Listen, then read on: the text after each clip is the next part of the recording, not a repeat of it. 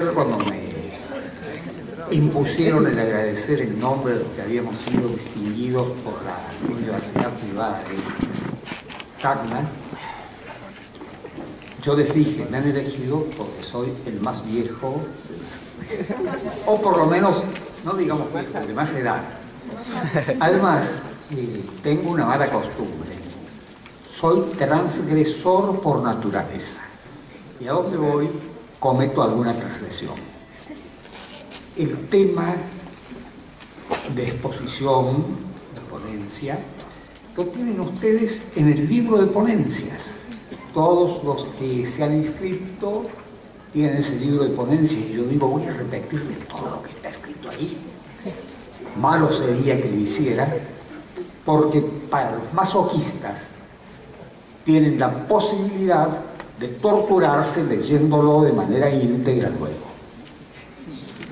Me voy a permitir hacer algo que mi hija me criticaría. No te vayas por las ramas, me diría.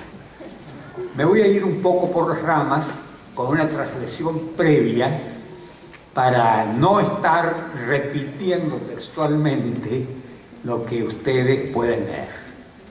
Tengo la suerte de que me acompañan dos discípulos, los doctores Márquez y Tinti. Y ustedes saben que lo mejor de un discípulo es que en sus conclusiones difiere del maestro. No, difiere sí y no.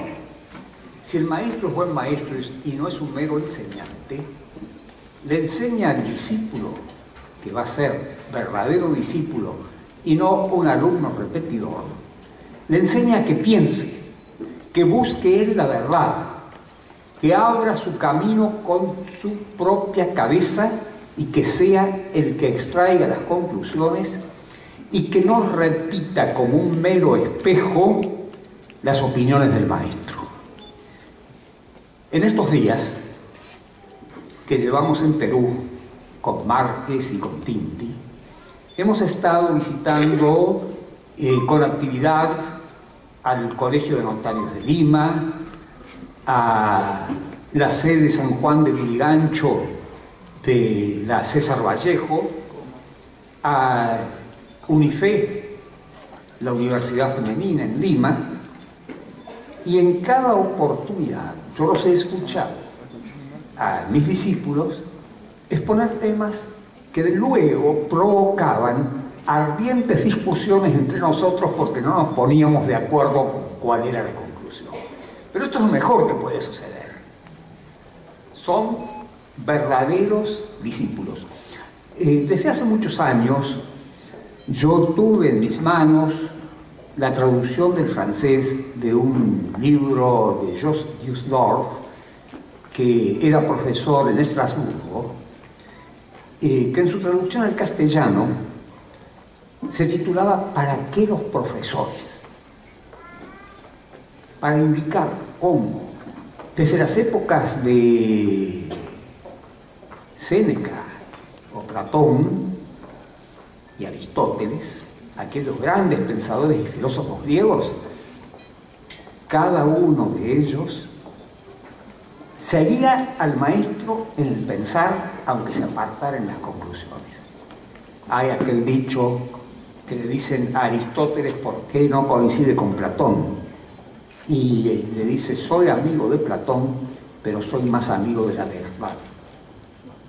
Amicus Plato, más amicus veritas. Bueno, el maestro tiene que procurar infundirle al discípulo esa amistad por la verdad. Ustedes son alumnos, tienen profesores, tienen enseñantes. Podrán ser buenos alumnos si satisfacen la vanidad del profesor repitiéndoles palabra por palabra lo que el profesor ha dicho en la clase y que le gusta oír porque es su opinión. Pero eso no es nada más que un enseñante. Van a tener allí un maestro cuando les diga gracias si piensan distinto. Y se detiene luego él a analizar lo que el discípulo,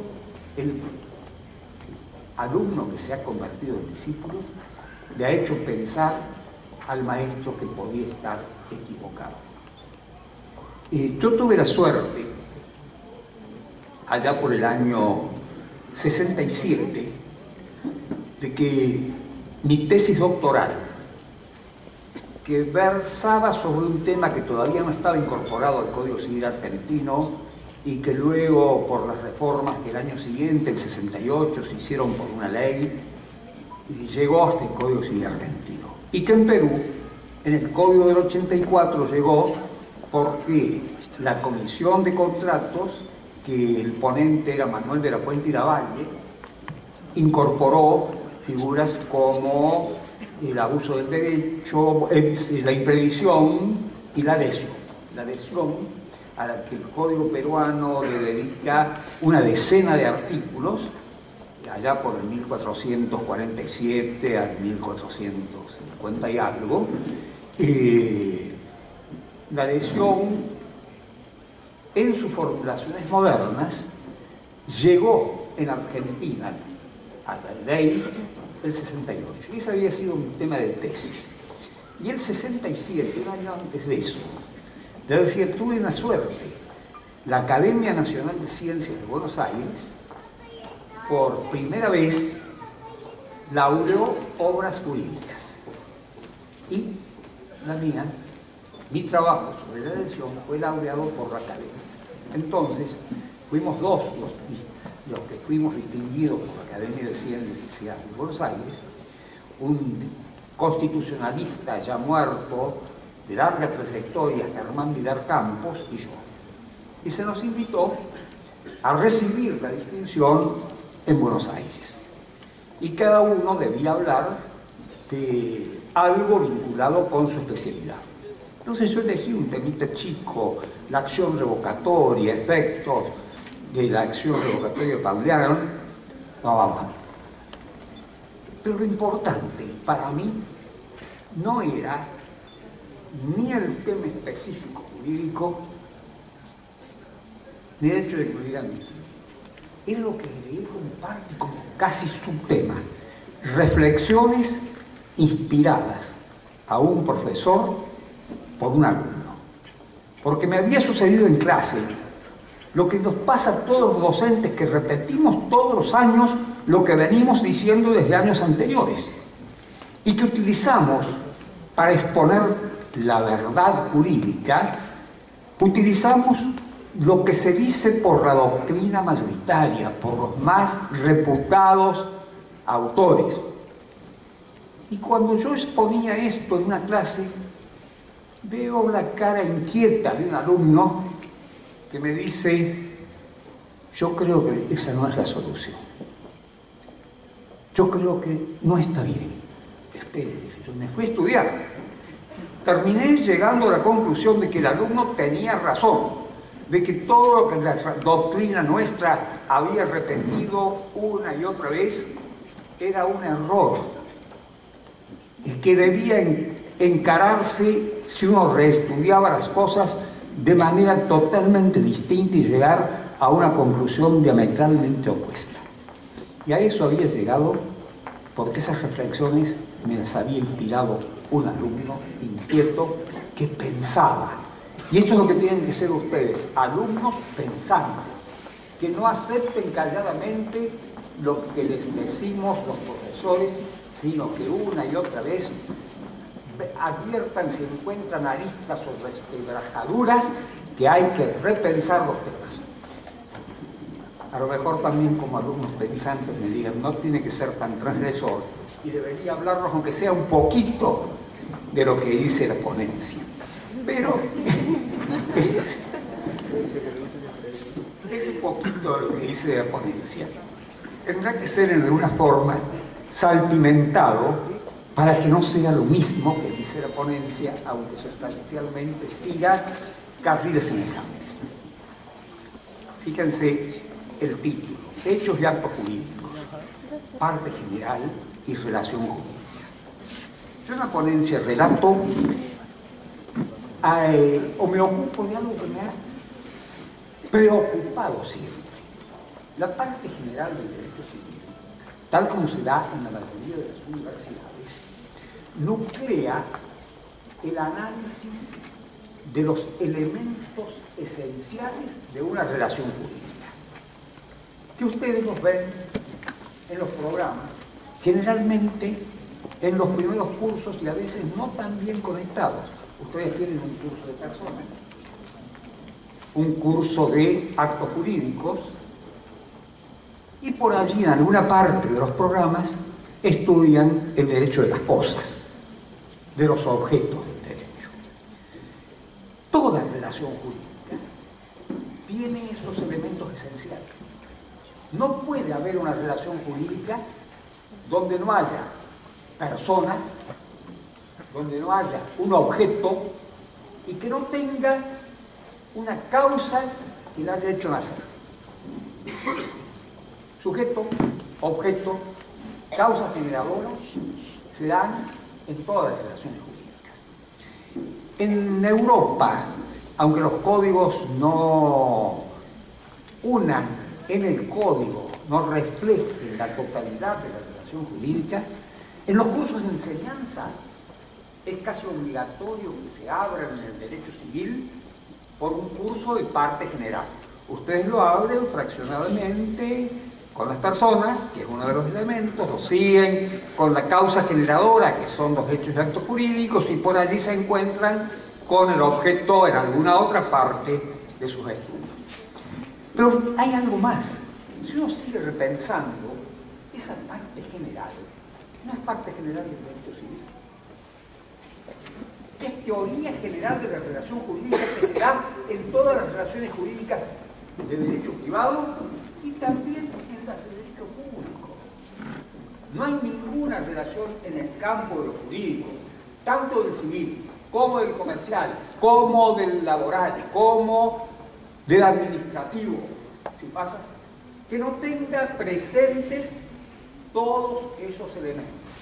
Quizás la crítica, si uno se remonta al derecho romano, que es una de las cosas que por allí en la ponencia, ahora ver, cuando comienzo el derecho romano, se creaba alrededor de la persona, de la cosa, es decir, del objeto, y de las acciones, pero no haciendo referencia a la causa, el acto, sino a la acción procesal con la cual se logra hacer cumplir los efectos de la relación jurídica.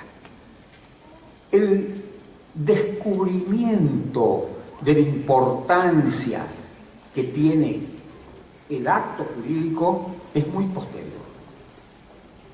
En los códigos clásicos como el francés, se gira todo alrededor, es cierto, de dos actos jurídicos muy importantes. El contrato para los actos entre vivos, como modelo, el testamento para las disposiciones mortis causa, como modelo, pero están fraccionados. Recién la pandectista germánica, perdón, me gustaría ver, ¿qué son las pandectas? ¿Alguno de ustedes me puede decir eso? A ver, algunos. El digesto se llamaba también pandecta. Y resulta que en el Sacro Imperio Romano Germánico se sigue aplicando en cierta forma el digesto, ya es redescubierto por la escuela de Bolonia. Entonces, toda la escuela alemana que estudia el digesto está estudiando las pandectas.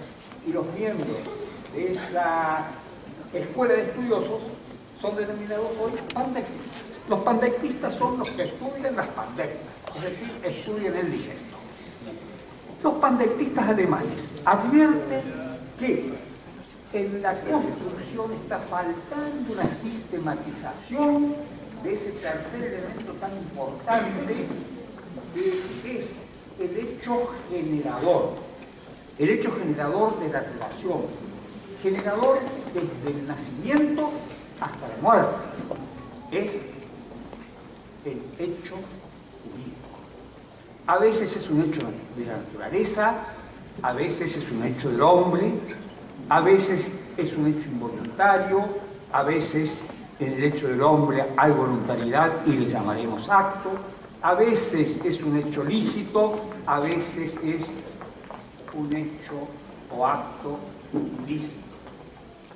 Todo esto es el motor que hace vivir a la legislación, la causa que la hace vivir, que la hace nacer, que la hace modificarse, que la explica, que le pone fin.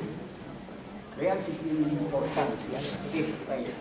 Descubrimiento sistemático de las pandectas que se va a proyectar muy netamente en una primera legislación que no es un código civil, que es el derecho territorial prusiano, el Landrecht.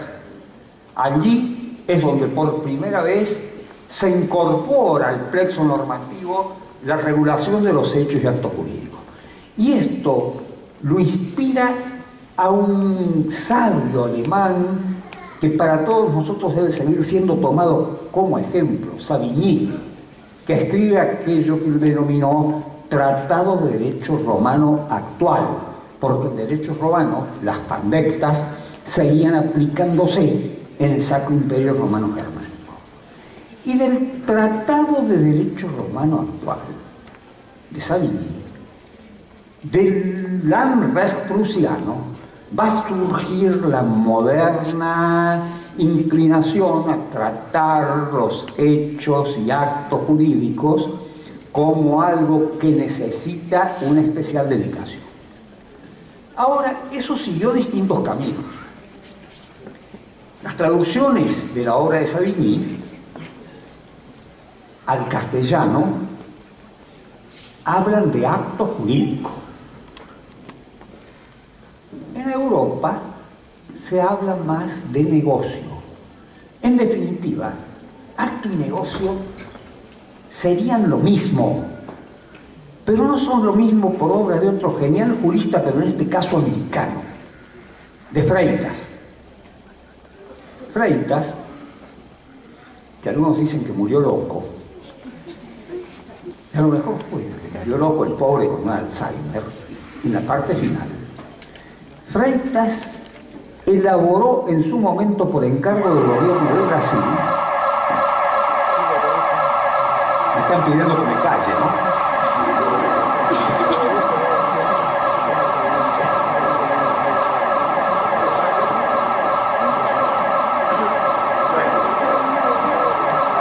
Como el timer mío, vean mis discípulos de lo que se acuerdan. Cuando yo presidía congresos y conferencias, llevaba una maquinita infernal, un timer, y cada orador le marcaba el tiempo que debía hablar y no le decía, no le pasaba un papelito, se le ha terminado el tiempo, no. El timer le decía, se le ha terminado el tiempo, pip, pip, pip, pip, pip, inexorablemente hasta que se callaba. Entonces yo estoy teniendo el temor de que ese timer me está diciendo, no los tortures más, cállate. Me ha dado permiso para el día torturándonos un poco.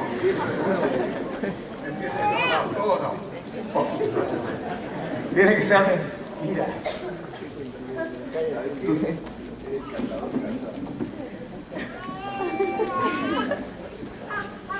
ay, cómo a los viejos les despiertan los recuerdos. El Cazador Casado es un pequeño librito mío que recoge una serie de relatos no jurídicos. Uno de ellos es el del cazador, que para mí termina casado, que tiene algo que ver con el derecho. Hubo en lo que hoy se llama Estambul,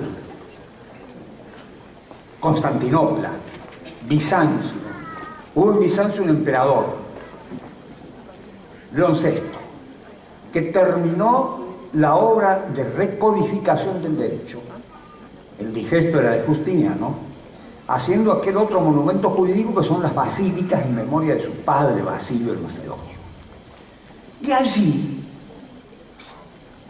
reafirmó algo que venía provocando problemas en el ámbito del derecho matrimonial.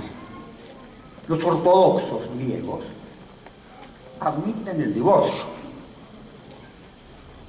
admiten un nuevo casamiento, la Iglesia griega, y también la legislación civil. Pero la Iglesia se oponía a que se repitieran los matrimonios sucesivos. Entonces, no quería más de dos, pero la ley civil, un poco más benévola, permite que hasta haya 3 matrimonios. Y eso en las basílicas se reproduce. Hasta 3 matrimonios puede haber. Pero no más de 3 de ninguna manera. Eso lo hace el emperador en las basílicas. Pero esto tiene una modalidad. La prohibición del cuarto matrimonio, se da cualquiera haya sido la causa que haya puesto fin al vínculo, no solo el divorcio. Y le toca a él enviudar por 3.ª vez, sin hijos. Qué tremenda razón de Estado, no puede tener un descendiente. Pero encuentra una joven muy agraciada, Zoé, la de los ojos de color carbón, de los ojos negros, que le da un hijo, pero no se podía casar. Y en esa época todavía no se habían dividido la Iglesia Católica totalmente de la Iglesia Ortodoxa. La Iglesia Ortodoxa decía no más de 3 matrimonios, pero recurre al Papa Sergio, que dice, no, sí puede casarse porque fueron viudeces.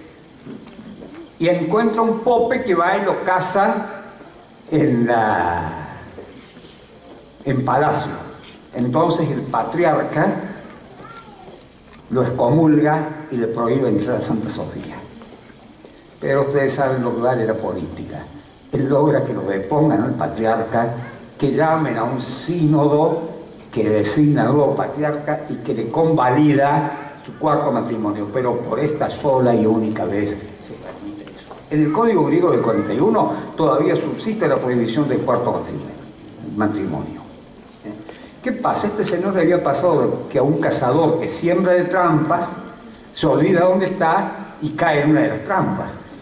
Pero terminó casado porque igual le permitieron casarse. Y allí el nombre del libro, y disculpen la otra dirección de haber dormido por las ramas, y volvamos a los hechos y actos jurídicos, porque aquí, ayer, en el aeropuerto, algún joven, Iván, que no sé si está por allí, estaba entre los que pensaban que había que adoptar la moderna terminología europea de negocio en lugar de acto jurídico, que es la que utiliza el código. Y yo le decía, yo estoy convencido de que la denominación de acto jurídico, que tiene su raíz en el esbozo de Freitas, es mucho más perfecta que la de negocio. Porque cuando Freitas toma de Savigny el término de acto jurídico, lo define y fija con toda precisión cuáles son las características que debe tener el acto jurídico, diferenciándolo de otros actos voluntarios lícitos que producen efectos jurídicos, pero que no son actos jurídicos. ¿Y qué hace Freitas? Freitas dice que este elemento de la relación jurídica que procede de la voluntad humana, el acto jurídico es un acto voluntario, es un acto lícito y persigue como fin inmediato el efecto que la ley va a permitir lograr, que es cambiar una relación jurídica, haciéndola nacer si no existía, modificándola en el caso del existente, extinguiéndola cuando le pone fin. Acto voluntario lícito que persigue como fin inmediato el hacer nacer, es decir, el crear una obligación, el modificarla o el extinguirla, crear una relación, modificarla o extinguirla. Lo hace con toda precisión, siguiendo las ideas y enseñanzas de Savigny. De allí las toman luego en nuestro derecho americano el primer código de Brasil, el del 17. De allí la toma luego Vélez Arfield en el artículo 944. Del Código de Brasil y del Código argentino la toma en Perú cuando habla de acto jurídico el legislador del 36. Pero omite fijar los límites precisos. No dice nada, no define como habían hecho Freitas en el esbozo, Clovis de Vilacqua en el Código del 17, Dalmacio Vélez en el Código. Toma ese modelo, pero no lo define. Pero tienen la virtud de que el derecho no es solo la ley. El derecho se integra con otras fuentes, entre otras la doctrina y la jurisprudencia. Y a impulsos de aquel gran jurista peruano que fue José León Barandiarán, que es el primero que escribe sobre actos jurídicos en Perú. Esa definición que no está en el código, pero que está implícita por las fuentes de las que ha mamado, porque el legislador ha dicho, nos inspiramos en el Código de Brasil, nos inspiramos en el Código de Argentina, fija los límites de lo que es el acto jurídico. ¿Por qué les digo yo que es superior? El acto jurídico así es un género donde los negocios estarían comprendidos. En Europa no hay definición, ni ha sido hecha una construcción igual en cada país donde se habla de negocio. Cada escritor quiere inventar algo y lo redefine, le quiere poner su sello. Entonces el negocio jurídico es una cosa para Stolfi, otra cosa para Betti, otra cosa en España para Albadalejo cuando ha escrito del negocio, hoy dentro de los autores alemanes es una cosa para... Hay una laxitud muy grande y una falta total de precisión. Esta parte de eso hay actos no negociales. Los que al autor se le ocurre que no son negociables. Normalmente todos los que crean relaciones jurídicas son agrupados dentro del negocio, pero cuando se trata de actos modificatorios o de actos extintivos, no es negociable, no es negociable. Y crean una enorme confusión en la práctica. Fíjense, yo esto se lo decía a un amigo que actualmente es el presidente de la Real Academia de Jurisprudencia y Legislación en España, a Luis Díez Picasso. Luis Díez Picasso tiene un hermoso libro sobre teoría del derecho publicado por alguien y experiencia jurídica, donde entre otras cosas dice, no hay que crear categorías distintas para las cosas que tienen efectos similares. Y la gran ventaja del código peruano con el acto y no el negocio, del código argentino o el código brasileño del 17, porque ahora ha pasado con las modificaciones del año 2003 a hablar de negocio copiando a los europeos, y no debemos copiar a los europeos servilmente. La gran ventaja es que la definición está en la ley y fija los límites exactos y comprende todo lo que produce como consecuencia jurídica lo que las partes quisieron y deja fuera todo como simple acto voluntario lícito a aquellos actos que van a producir consecuencias jurídicas, pero no las que quisieron las partes, sino las que le atribuye la ley. Y de allí, para mí, que es lo que en esa conversación de aeropuerto le decía Iván, la ventaja que tiene la denominación que ustedes han elegido a partir del año 36 y mantenido en el Código del 84, esa denominación que existía en el Código de Brasil, esa denominación que existe en el Código nuestro. Curiosamente,